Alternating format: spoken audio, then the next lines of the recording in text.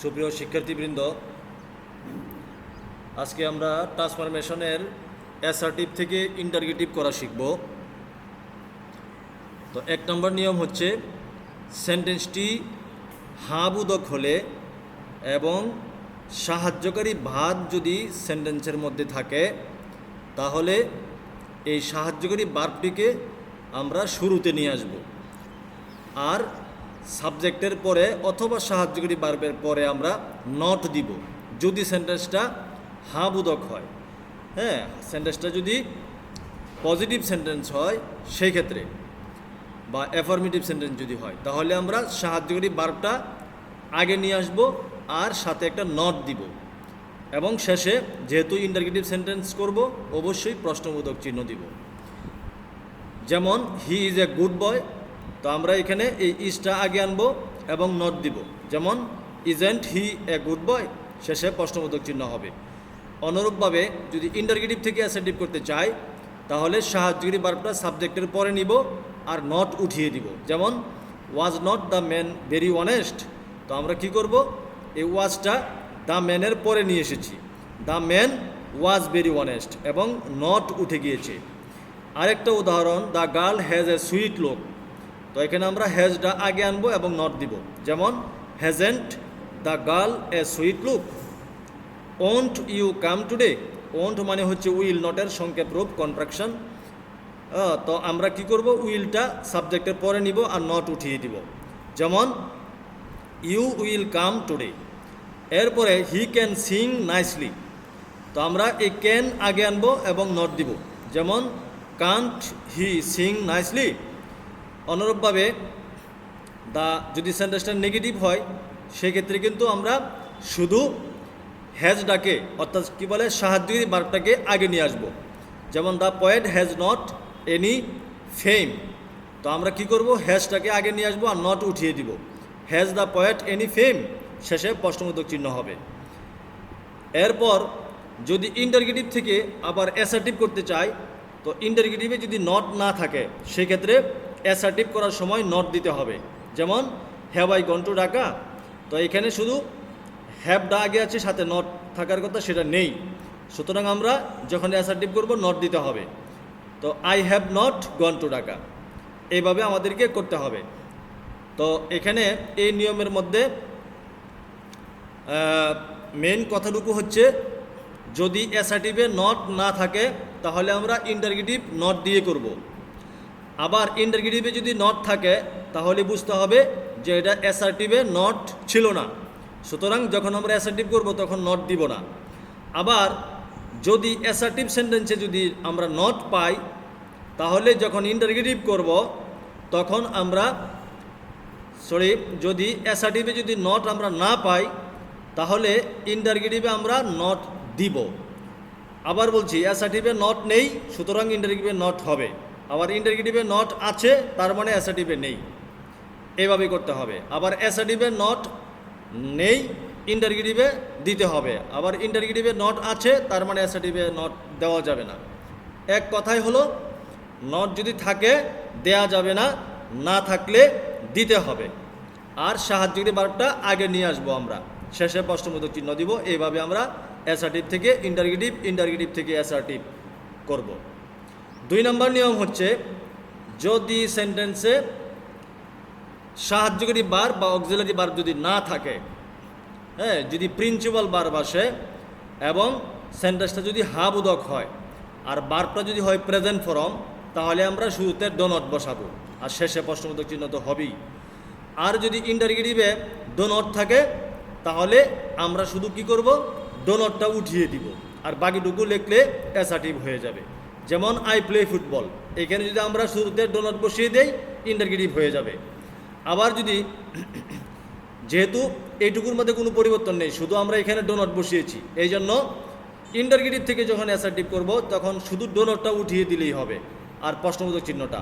যেমন do not I play football, তো এখানে যদি আমরা ডো নটটা উঠিয়ে দেই আই প্লে ফুটবল, এখানে ফুল স্টপ হবে, শুধু ডো নটটা উঠিয়ে দিলেই হবে। আরেকটা উদাহরণ, আই সি এ বার্ড, তো এখানে প্রেজেন্ট ফর্ম, সুতরাং এখানে আমরা ডো নট বসিয়ে দিব। Do not I see a bird, তো এভাবে যদি থাকে ডো নট দিয়ে, তাহলে আমরা কি করব, ডোনটটা উঠিয়ে দিব।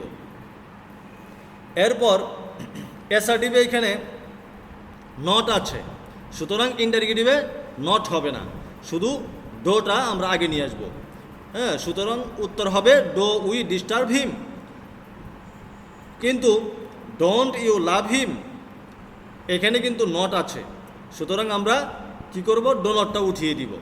হ্যাঁ, অ্যাসার্টিভে নট দেওয়া যাবে না, সুতরাং হবে কি ইউ লাভ হিম। এরপরে এখানেও নট আছে, সুতরাং অ্যাসার্টিভ করলে নট দেওয়া যাবে না, সুতরাং উত্তর হবে দে গো দেয়ার। হ্যাঁ, ডো নট থাকলে ডো নট উঠে যাবে এবং ডো থাকলেও সেটা উঠে যাবে।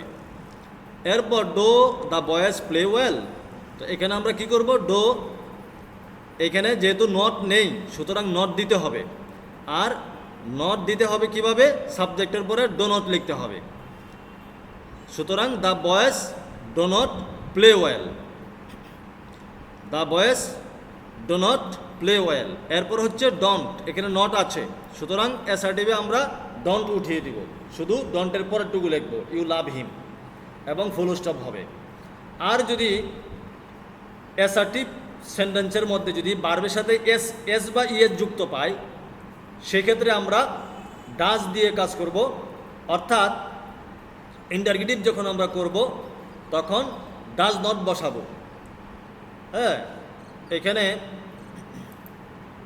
নট হবে, নটটা এখানে লেখা হয় নাই, ডাজ নট,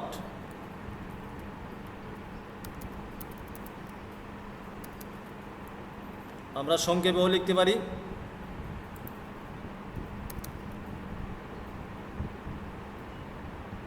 হ্যাঁ, তো দ্য বয় প্লেস ফুটবল আমরা কিভাবে করব, এই এসের জন্য আমরা শুরুতে ডাজ নট বসাবো আর এসটা উঠিয়ে দিব। Doesn't the boy play football, প্রশ্নবোধক চিহ্ন হবে হি ক্যাচেস ফিশ, সুতরাং এখানে ইএস রয়েছে, ডাজেন্ট হি ক্যাচ ফিশ, ইএসটা উঠে যাবে।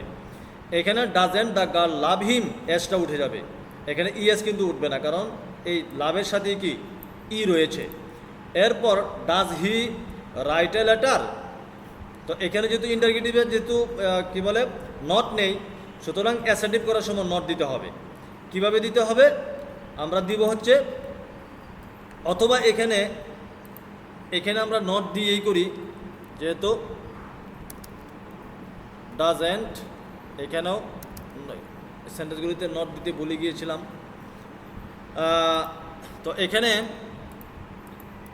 যেহেতু ডাজেন্ট রয়েছে, সুতরাং অ্যাসার্টিভ করার সময় ভার্বের সাথে শুধু আমরা এস বা ইয়েস যোগ করব, সুতরাং হি রাইটস এ লেটার, এখানেও একইভাবে ডাজেন্টটা উঠিয়ে দিয়ে এখানে এস যোগ করব, রফিক ড্রাইভস এ কার।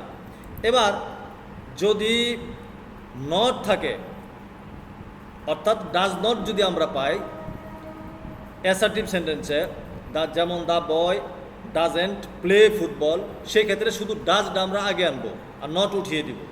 তার মানে যদি এখানে শুধু ডাজ থাকে, নট যদি না থাকে, ডাজ রফিক ড্রাইভ এ কার এভাবে যদি থাকে, তাহলে কিন্তু আমাদেরকে রফিকের পরে ডাজ নট লিখতে হবে, রফিক ডাজ নট ড্রাইভ এ কার, এভাবে করতে হবে।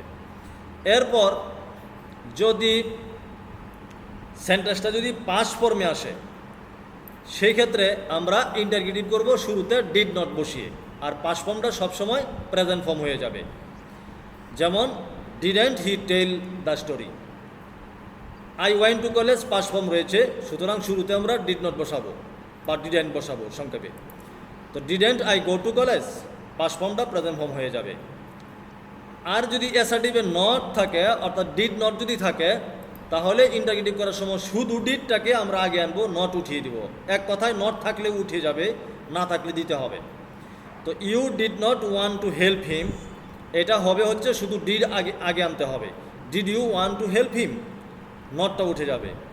অনুরূপভাবে did not he save him, এখানে নট আছে, সুতরাং অ্যাসার্টিভে নট দেওয়া যাবে না, দিতে হবে হচ্ছে এই ভার্বটাকে পাস্ট ফর্ম করতে হবে, হি সেভড মি, এখানেও নট রয়েছে, সুতরাং শুধু ভার্বের পাস্ট ফর্ম হবে দে লাইকড ইউ। এইখানে নট নেই, সুতরাং অ্যাসার্টিভে নট দিতে হবে, কিভাবে, ডিডেন্ট লিখে, সুতরাং উত্তর হবে I didn't see a bird, এইভাবে করতে হবে। এরপর 5 নম্বরে হচ্ছে everyone everybody, someone, somebody, anyone, anybody, all, each and every, এইগুলি যদি থাকে তো এইগুলি বাদ দিয়ে সেখানে আমরা লিখবো হচ্ছে হো। এরপরে লিখবো হচ্ছে নট। যদি সাহায্যকারী ভার্ব থাকে তাহলে সাহায্যকারী ভার্বের পরে নট দিব। আর যদি ভার্বের সাথে এস বাই এস থাকে তাহলে আমরা ডাজ নট লিখবো, আর এস বাই এস উঠে যাবে। আর যদি পাস্ট ফর্ম থাকে তাহলে ডিড নট লিখবো এবং পাস্ট ফর্মটাকে প্রেজেন্ট ফর্ম লিখবো।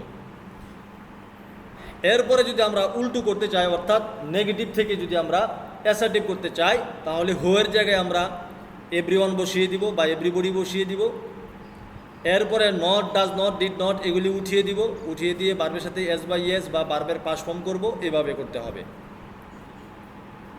যেমন এভরিওয়ান লাইকস এ ফ্লাওয়ার, তো এখানে ভার্বের সাথে এস বাই এস রয়েছে, তো এভরিওয়ানের জায়গায় আমরা হো বসিয়ে দিয়ে এরপর ডাজ নট লিখব। Who does not like a flower, এসটা উঠে যাবে। আরেকটা উদাহরণ, এভরিবডি ইজ গিলটি, তো এখানে ইজ রয়েছে সুতরাং ইজের পরে নট হবে, তো হো ইজ নট গিলটি, এইভাবে লিখতে হবে। Each and every can do this, এখানে সাহায্যকারী ভার্ব আছে সুতরাং এখানে নট হবে, who can not do this. Everybody loved him, এখানে পাস্ট ফর্ম আছে সুতরাং এভরিবডি জায়গায় হো লিখে এখানে ডিড নট লিখতে হবে, তো হো ডিড নট লাভ হিম, এখানে ডি উঠে যাবে অর্থাৎ প্রেজেন্ট ফর্ম হয়ে যাবে। এরপর ইন্টারগেটিভ থেকে যদি করতে চাই তাহলে হোয়ের জায়গায় আমরা এভরিবডি বসিয়ে দিব, আর ডাজ নট উঠিয়ে দিয়ে ভার্বের সাথে এস বাই এস দিয়ে দিব, সুতরাং এভরিবডি হেটস এ লায়ার। এরপর হচ্ছে হো ডিড নট, ডিড নট উঠিয়ে দিয়ে ভার্বের পাস্ট ফর্ম করব, আর হোয়ের জায়গায় এভরিবডি, তো everybody want there, everybody is present there, নটটা উঠিয়ে দিব। এরপর যদি সাবজেক্টের জায়গায় যদি এই নেগেটিভ শব্দগুলি থাকে, নোবডি, নো ওয়ান, নান, নাইদার, তাহলে আমরা শুরুতে শুধু অর্থাৎ এইগুলির পরিবর্তে শুধু হো বসিয়ে দিব, আর শেষে প্রশ্নবোধক চিহ্ন। এখানে কিন্তু নট হবে না, কারণ এই শব্দগুলি নট, এই শব্দগুলি কি নেগেটিভ শব্দ। আবার যখন সেন্টেন্সের মধ্যে শুধু হো দিয়ে আমরা পাবো, নট নাই, তখন বুঝতে হবে এই হোয়ের জায়গায় নোবডি বসাতে হবে, চারটার যে কোনো একটা বসাতে হবে। উদাহরণ দেখি আমরা, নোবডি লাইকস এ লায়ার, সুতরাং উত্তর হবে হো লাইকস এ লায়ার। আবার যদি থাকে হো লাইকস এ লায়ার, কোনো নট নাই, সেক্ষেত্রে আমরা এই হোর জায়গায় নোবডি বসিয়ে দিব, নোবডি লাইকস এ লায়ার। যেমন নো ওয়ান হেল্পস হিম, তো নো ওয়ানের জায়গায় আমরা হো বসিয়ে দিব, হো হেল্পস হিম। হো লাভস ইউ, হোর জায়গায় আমরা নোবডি বসিয়ে দিব, নোবডি লাভস ইউ। হো রেসপেক্টস এ স্মোকার, এখানে বসিয়ে দিব নো ওয়ান বা নান রেসপেক্টস এ স্মোকার, মানে চারটার যে কোনো একটা বসিয়ে দিব। এরপর অ্যাসার্টিভ থেকে ইন্টারগেটিভ সর্বশেষ নিয়ম হচ্ছে এভরির পরে যদি নাউন থাকে, 5 নম্বর নিয়মে কিন্তু everyone, everybody, someone, somebody, anyone, anybody, all, each, everyone ইত্যাদি ছিল। আর এখন থাকবে হচ্ছে এভরি পরে নাউন, অর্থাৎ every man, every person, every mother, every father, every বয়, এভরি ম্যান, এরকম থাকবে। তো এই ক্ষেত্রে আমরা কি করব, এভরিটা উঠিয়ে দিয়ে সেখানে আমরা ইজ দেয়ার এনি লিখব। ইজ দেয়ার এনি লিখে ওই নাউনটা লিখব, এভরি পরে যে নাউনটাই নাউনটা আমরা লিখব। এরপর ওই আগের নিয়ম অনুযায়ী হো বসাবো এবং যেভাবে নট বসাতে হয় ওইভাবে আমরা নট বসাবো, শেষে প্রশ্নবোধক চিহ্ন। আবার ইন্টারগেটিভ থেকে অ্যাসার্টিভ করলে একই নিয়ম প্রযোজ্য হবে, ইজ দেয়ার এনির জায়গায় আমরা এভরি বসাবো এবং এই হো এবং not, does not, did not এগুলি উঠিয়ে দিব, শেষে প্রশ্নবোধক চিহ্নের জায়গায় ফুল স্টপ দিব। এভরি মাদার, এখানে কিন্তু এভরি পরে মাদার নাউন, সুতরাং ইজ দেয়ার এনি লিখবো এভরি জায়গায়, ইজ দেয়ার এনি। এরপর মাদার, এরপরে এইখানে আমরা লিখবো হচ্ছে হো does not like her child, হো লিখবো আর ডাজ নট, যেহেতু এস আছে সুতরাং ডাজ নট, আর এসটা উঠে যাবে, হো does not like her child. আবার ইন্টারগেটিভে যদি থাকে ইজ দেয়ার এনি, তাহলে ইজ দেয়ার এনি জায়গায় আমরা এভরি লিখবো, এরপরে পরে নাউনটা লিখবো, তার মানে এভরি ম্যান। এরপরে হো এবং ডাজ নট উঠিয়ে দিয়ে এখানে এস যোগ করে দিব, সুতরাং উত্তর হবে every man loves his country. এইভাবে আমাদেরকে এই ইন্টারগেটিভ এবং অ্যাসার্টিভ করতে হবে। তো এই 7টা নিয়ম থেকেই কি তোমাদের কমন পড়বে, তোমরা বারবার যদি দেখো তাহলে বুঝে আসবে, একবার দেখলে হয়তো বা বুঝে নাও আসতে পারে, এই জন্য বারবার তোমরা দেখবে। তো আজকে এই পর্যন্তই থাকবে, আগামী ক্লাসে ট্রান্সফরমেশনের উপরেই ইম্পারেটিভ, এক্সক্লেমেটরি, অ্যাসার্টিভ এবং এক্সক্লেমেটরি আমরা শিখব। হ্যাঁ, তারপর আমরা ডিগ্রিতে যাব, এরপর বয়স শিখব। হ্যাঁ, তারপর ন্যারেশন, কি বলে, ট্রান্সফরমেশন অফ সেন্টেন্স এই পর্যন্ত গিয়ে শেষ হবে। এরপর আমরা অন্যান্য গ্রামার নিয়ে আলোচনা করব। তো আজকে এই পর্যন্তই থাকবে। আল্লাহ হাফেজ।